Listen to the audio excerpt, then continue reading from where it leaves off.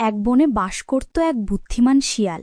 একদিন শিয়াল এক কাঠুরিয়ার বাড়ির সামনে দিয়ে যাচ্ছিল আর দেখল কাঠুরিয়ার ছেলে খুবই অসুস্থ।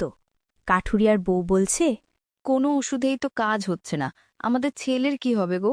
কি যে করি, আমার ছেলেটা এভাবে কষ্ট পাচ্ছে, আমি আর সহ্য করতে পারছি না। কাঠুরিয়া আর তার বউয়ের কথা শুনে শেয়ালের মনে অনেক মায়া হল আর বলল, কাঠুরিয়া এখন অনেক বিপদে, তার একটি মাত্রই সন্তান, তাকে একটু উপকার করতে পারলে লোকটা খুশি হতো।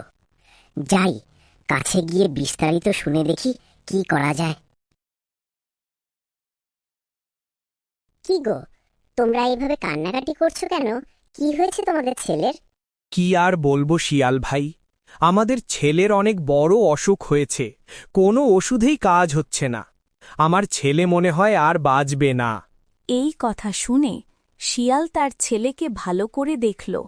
তারপর, তোমাদের ছেলের যেই অসুখ হয়েছে, এটা একটা মাত্রই ওষুধে ঠিক হতে পারে, আর সেটা হলো বাঘের দুধ। বাঘের দুধ? বাঘের দুধ আমরা কোথায় পাব? তাছাড়া বাঘের দুধ আনতে গেলে তো বাঘ আমাদের খেয়ে ফেলবে শিয়াল ভাই। তোমরা কোনো চিন্তা করো না, সেই ব্যবস্থা আমি করে দিব। আমি তোমাদের বাঘের দুধ এনে দিব। এই কথা শুনে কাঠুরিয়া আর তার বউ অনেক খুশি হয়। এরপর শিয়াল চলে যায় জঙ্গলের দিকে। তারপর ভাবতে থাকে, বাঘ মামা তো সহজে বাঘের দুধ দেবে না, কি করা যায়? একটা উপায় পেয়েছি। আরে বাঘ মামা, তুমি এখানে বসে আছো, আমি তোমাকে সারা বন খুঁজেছি। তা আমাকে সারা বন কেন খুঁজেছিস ভাগ্নে? তোমার জন্য অনেক সুন্দর একটা পাত্রী দেখে আসলাম। শুনতে এলাম তুমি তাকে বিয়ে করবে কিনা। পাত্রী দেখেছিস? কোথায়? আছে মামা, আছে। বিয়ে করবে নাকি তাই বলো। পাত্রী অনেক সুন্দর, তোমার সাথে বেশ মানাবে। হ্যাঁ হ্যাঁ, অবশ্যই বিয়ে করব। তাহলে চল বিয়ে করে নিয়ে আসি। কিন্তু একটা শর্ত আছে মামা, পাত্রীকে দেনমোহর হিসেবে বাঘের দুধ দিতে হবে। বাঘের দুধ? আচ্ছা, এটা কোনো ব্যাপার না। কোনো বাঘিনীর কাছ থেকে আমি বাঘের দুধ এনে দিবনে, তুই বিয়ের সব ব্যবস্থা কর।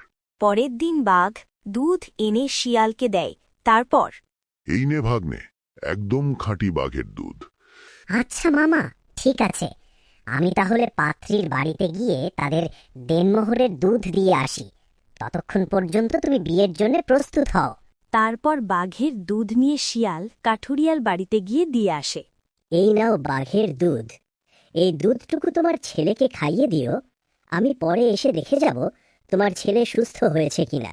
কাঠুরিয়া শিয়ালের কাছ থেকে দুধ নিয়ে তার ছেলেকে খাইয়ে দেয়। তারপর তার ছেলে বাঘের দুধ খেয়ে সুস্থ হয়ে যায়। শিয়াল ভাই, তোমার এনে দেয়া বাঘের দুধ খেয়ে আমার ছেলে সুস্থ হয়ে গেছে। তোমার এই ঋণ আমি কখনোই শোধ করতে পারবো না। না না, তোমাদের উপকার করতে পেরেছি তাতেই আমি খুশি। এখন তোমাকে একটা কাজ করতে হবে কাঠুরিয়া ভাই। কি কাজ করতে হবে শিয়াল ভাই, বলো আমাকে। আমি যে কোনো কাজ করতে রাজি আছি।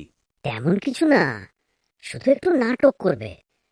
আমি বাঘকে বিয়ের কথা বলে চালাকি করে দুধ নিয়ে এসেছি। এখন তো বাঘ বিয়ে করতে চলে আসবে। আমি বাঘকে সাথে করে তোমার বাড়িতে নিয়ে আসব।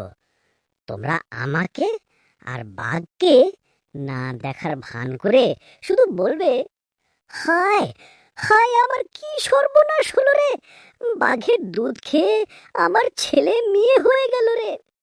তাতেই হবে, পরের কাজ আমি করব। আচ্ছা, ঠিক আছে শিয়াল ভাই, আমি তাই করব। এইভাবে সবকিছু কাঠুরিয়াকে সুন্দর করে শিখিয়ে দিয়ে শিয়াল চলে যায় বাঘের কাছে। গিয়ে দেখে বাঘ বর সেজে বসে আছে।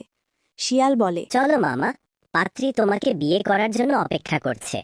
হ্যাঁ, চল ভাগ্নে, আমিও বর সেজে বসে আছি, তাড়াতাড়ি চল। বাঘকে সাথে করে শিয়াল কাঠুরিয়ার বাড়ির দিকে রওনা দেয়।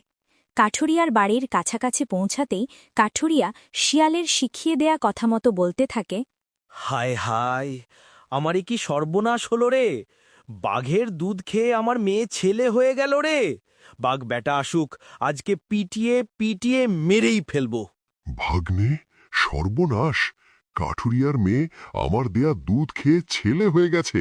আমাকে দেখতে পেলে মেরেই ফেলবে। আগে জীবন বাঁচা ভাগ্নে, বেঁচে থাকলে পরেও বিয়ে করতে পারবো। এই বলে বাঘ শিয়ালকে ফেলেই এক দৌড় দিয়ে জঙ্গলে চলে যায়।